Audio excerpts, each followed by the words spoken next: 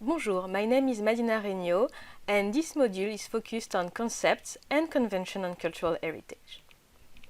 What is cultural heritage? This notion evolved through time.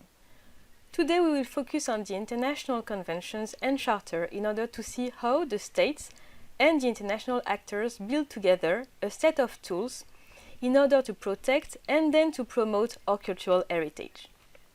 The implementation of these tools are impacting the development of the cultural tourism as a sector in Europe and in the whole world. Originally, the approach to heritage was very much Eurocentrist. It was mainly focused on material aspects, such as the monuments. The first doctrinal text on the protection and restoration of cultural heritage came from the Athens Conference held in 1931. The Athens Charter introduced key conservation concepts in principles, such as the idea of a common world heritage that links us together, the importance of the settings of monuments, and the principle of integrating new materials.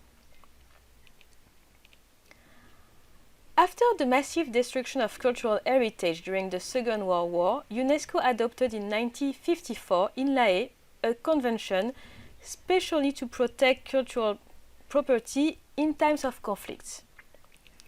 It was then strengthened by two protocols.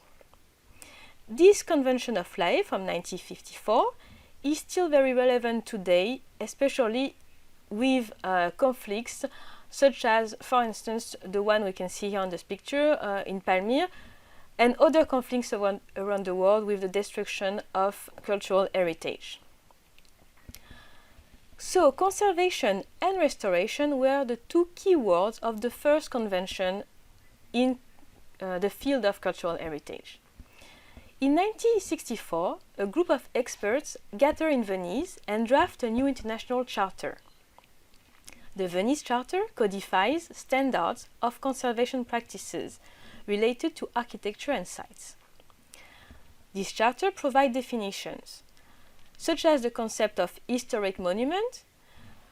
The monument was not seen and perceived for itself, but really linked with its environment, the context, the population. The conservation and restoration of monuments was also explained in the Charter, as well as the intention behind these practices. In the same time, in the 60s, after the independence of many countries in the south, there was another issue. Thefts were increasing in museums and at archaeological sites.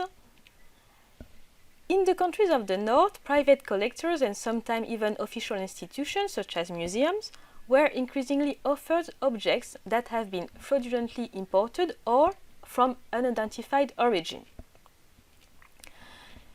To fight against this issue, UNESCO adopted in 1970 a convention against the illicit trafficking of cultural goods. This convention was then complemented by the UNIDROIT Convention in 1995. The convention from UNESCO and the one from UNIDROIT are still important today, especially with the international concern for the issue of restitution from artifacts that are still in famous museums, for instance, in Europe, and that countries in the south are claiming.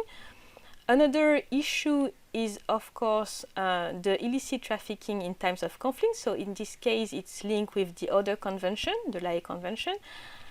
And also we can think about the issue of tourists buying illegal artifacts in this context.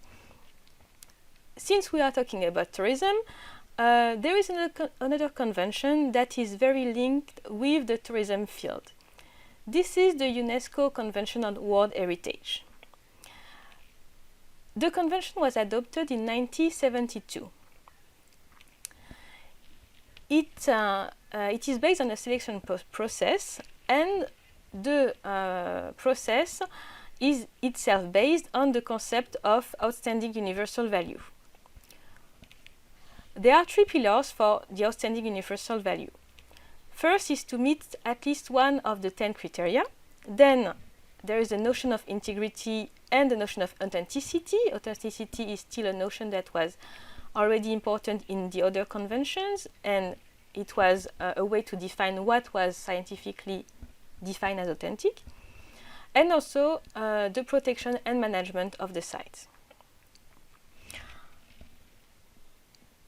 Step by step, the notion of cultural heritage included other aspects, such as, for instance, underwater cultural heritage that was protected after the Convention of 2001. Underwater cultural heritage was defined as all traces of human existence which have been underwater for at least a century. The valorization of this type of heritage has positive impacts on the economic development for a city or region. We can think, for instance, of dive tourism practices, or also the frequentation of underwater cultural museums by tourists. It's only after 2000 that the notion of cultural heritage included other aspects that were not material. This is the institutional birth of the concept of intangible heritage. In 2003, UNESCO signed the convention to safeguard this heritage. For the first time, the notion of cultural heritage was including oral tradition and expression that used to be more considered as folklore. We can think about languages, performing arts, social practices, rituals and festive events, knowledge and practices concerning nature and the universe, and know-how related to traditional crafts. Still in this perspective of including tangible and intangible heritage, in 2005, UNESCO adopted the Convention about the diversity of cultural expression. It also promotes intercultural dialogue. It was a way also to recognize that the culture was having a positive impact on the economy, because the creative industries have become essential for inclusive economic growth, reducing inequalities, and achieving the goals set up in the 2030 Sustainable Development Agenda. In order to conclude, we can see that the building of heritage as a concept leads to the heritagization as a social construction and a dynamic process. But the states remain sovereign, and they are the ones who decide if they want to adopt, maintain, or implement policies.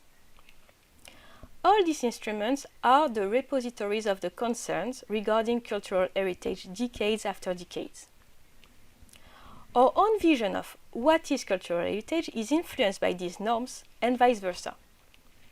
The contents of this instrument are also showing how our relation towards conservation, protection, restoration, and valorization of such heritage has changed. We can see it with the multiplication of uses, activities around heritage, such as, for instance, tourism activities. Thank you.